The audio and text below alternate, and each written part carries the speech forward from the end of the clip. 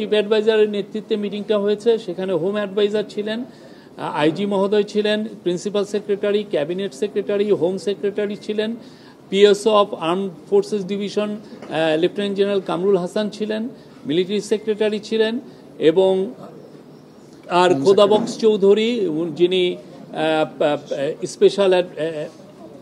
Special assistant on home affairs উনি ছিলেন, home secretary বলেছি।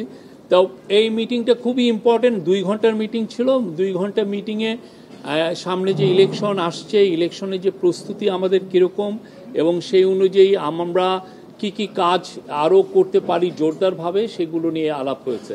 প্রথম ছিল যে কোঅর্ডিনেশন বাড়ানো, আর্মি, পুলিশ এবং গ্রাসরুটের যে লোকাল অ্যাডমিনিস্ট্রেশন, এদের মধ্যে কোঅর্ডিনেশন বাড়ানোর কথা বারবার জোর দিয়ে বলা হয়েছে।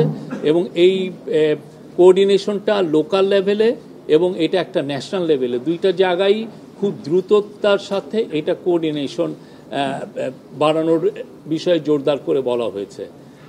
আপনার ইলেকশনের আগে পুলিশের প্রস্তুতির কথা বলা হয়েছে এবং পুলিশের আইজি মহোদয় বলেছেন যে আগামী মাস থেকে 1.5 লক্ষ পুলিশের ট্রেনিং হবে ইলেকশনের বিষয়ে।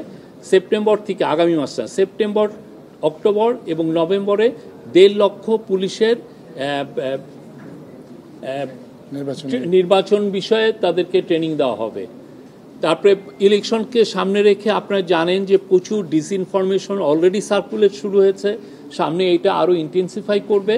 তো এইটাকে সামনে রেখে ন্যাশনাল ইনফরমেশন একটা সেন্টার, যেখানে আমরা খুব দ্রুততার সাথে এই ডিসইনফরমেশনগুলোকে আমরা ডিবাঙ্ক করতে পারবো, সেইটার একটা ক্রিয়েট করার চিন্তাভাবনা হচ্ছে এবং এইটা নিয়ে অনেক বিশদ আলোচনা হয়েছে। চিফ অ্যাডভাইজার আমাদের হোম মিনিস্ট্রি বা পুলিশের এখানে বা যে একটা সেন্ট্রাল কমান্ড স্ট্রাকচার কিছুদিন আগে করা হয়েছে আপনারা জানেন, সেখানে একটা মিডিয়া সেন্টার প্রতিষ্ঠা করার কথা বলেছেন, যাতে করে খুব দ্রুত এই আইন শৃঙ্খলা সংক্রান্ত যে কোনো ইনফরমেশন খুব দ্রুত কালেক্ট করা যায় এবং ওই দিনই ওই সময়ই এটা যাতে ডিসেমিনেট করা যায় এবং সেই জায়গায় প্রতিদিনই যাতে প্রেস কনফারেন্স করে আপনাদেরকে জানানো যায় যে কোথায় কি কিভাবে হচ্ছে, কোথাকার সিচুয়েশনটা কি, এই প্রত্যেকটা বিষয় এবং খুব দ্রুততার সাথে, এবং এইটার থেকে আপনারা যাতে প্রতিনিয়ত সব সময় যাতে ইনফরমেশন পান সেই বিষয়ে জোরদার করতে বলা হয়েছে। এবং এই বিষয়ে প্রফেসর ইউনূস বারবার বলেছেন যে এই পুলিশের যে কাজগুলো অনেক ক্ষেত্রেই মানুষের কাছে আসছে না, এই একটা ইনফরমেশন সেন্টার বা একটা মিডিয়া সেন্টার না থাকার কারণে।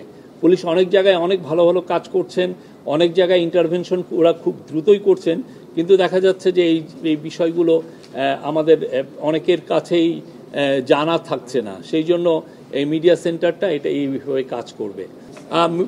সেনাবাহিনীর তরফ থেকে বলা হয়েছে যে প্রায় 60,000-এর মতো ট্রুপস এই নির্বাচনী ডিউটিতে থাকবেন।